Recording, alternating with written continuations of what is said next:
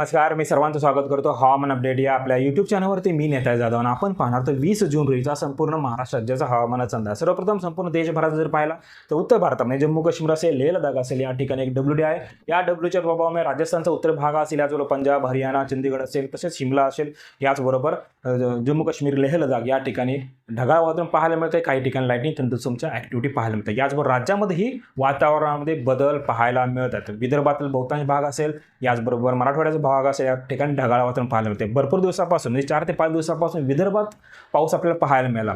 दुपारनंतर ढगांची निर्मिती झाली. असंच वातावरण आता पश्चिम महाराष्ट्र आणि कोकणामध्ये होण्याची दाट शक्यता. म्हणजेच पाऊस हा कमीच राहणार आहे. मात्र विदर्भात जसा पाऊस पाहायला मिळतोय त्याच पद्धतीचा पाऊस आपल्याला दक्षिण महाराष्ट्रात, पश्चिम महाराष्ट्राचा दक्षिण भाग असेल किंवा कोकणामध्ये पाहायला मिळण्याची दाट शक्यता असेल. याचबरोबर वाऱ्याची दिशा सिस्टम प्रणाली जर पाहिलं, WD हा हळूहळू पुढे सरकून निघून जाईल. याचबरोबर अरबी समुद्रातून जे वारं आहे ते वारं अजूनही राजस्थान, गुजरात मार्गे दक्षिणेला येतात. मात्र या ठिकाणी ढगांची निर्मिती होण्याची दाट शक्यता आहे.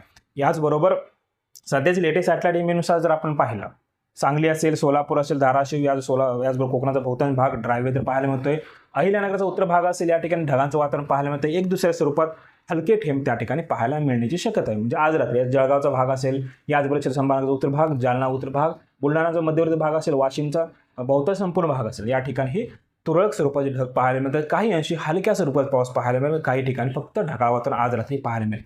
याच्या व्यतिरिक्त यवतमाळ असेल, भंडारा, गोंदिया, नागपूर आणि गडचिरोली हा संपूर्ण पट्टा असेल, या ठिकाणीही पावसाचे ढग विकसित झालेले पाहायला मिळतात. मात्र या ठिकाणीही पाऊस हा अत्यल्प कमीच प्रमाणामध्ये पाहायला मिळण्याची दाट शक्यता आहे. याचबरोबर येणाऱ्या 24 तासाचा राज्यात तापमानाचा विचार केला, आज जसं तापमान होतं त्याच पद्धतीचे तापमान उद्याही पाहायला मिळणार आहे.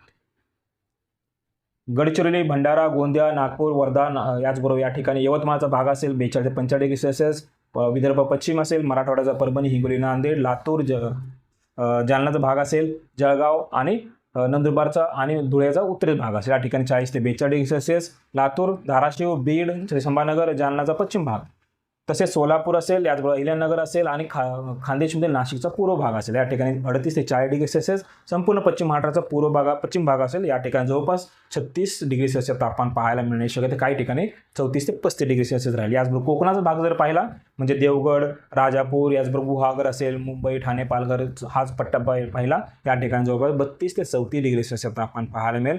गरमी मात्र त्या ठिकाणी आपल्याला पाहायला मिळण्याची दाट शक्यता. याचबरोबर येणाऱ्या 24 तासात पावसाचा खास करून जर विचार केला तर येणाऱ्या 24 तासात रत्नागिरीचा दक्षिण भाग असेल, सिंधुदुर्गचा काय भाग असेल, या ठिकाणी ढगांचं वातावरण पाहायला मिळण्याची शक्यता आहे. याच्या व्यतिरिक्त वाशिम असेल, परभणी, हिंगोली, जालना या भागामध्ये ढग विकसित होतील. तसेच चंद्रपूर, गडचिरोली, भंडारा या भागामध्येही एक दुसऱ्या स्वरूपात ढगांची दाटी वाढण्याची दाट शक्यता आहे. याचबरोबर हा जो पावसाचा अंदाज आहे, या अंदाजात चेंजेस होण्याचीही दाट शक्यता आहे. कारण की जो पूर्व पाऊस आहे, ढगांची अचानकपणे निर्मिती होते, वातावरणात बदल होतात, त्यामुळे दुपारनंतर ढगांची निर्मिती होऊन पाऊस त्या ठिकाणी पाहायला मिळतो. मात्र IMD किंवा हवामान खात्याच्या अंदाजानुसार जर पाहिलं तर येणाऱ्या 24 तासात फक्त सिंधुदुर्ग आणि गडचिरोली, भंडारा याच ठिकाणी पाऊस पाहायला मिळण्याची शक्यता.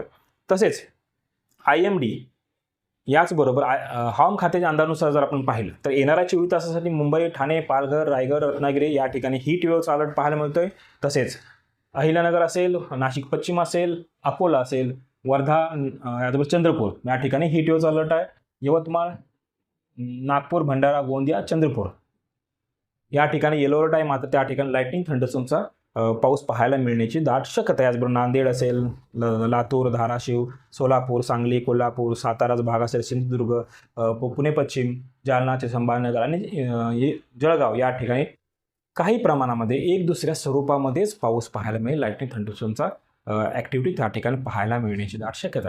तर हे होतं येणाऱ्या 24 तासात राज्याचं हवामान अपडेट. जर आता आपण हवामान अपडेट या यूट्यूब चॅनल सबस्क्राईब केलं नसेल तर कृपया सबस्क्राईब करा, बेल आयकॉन करा,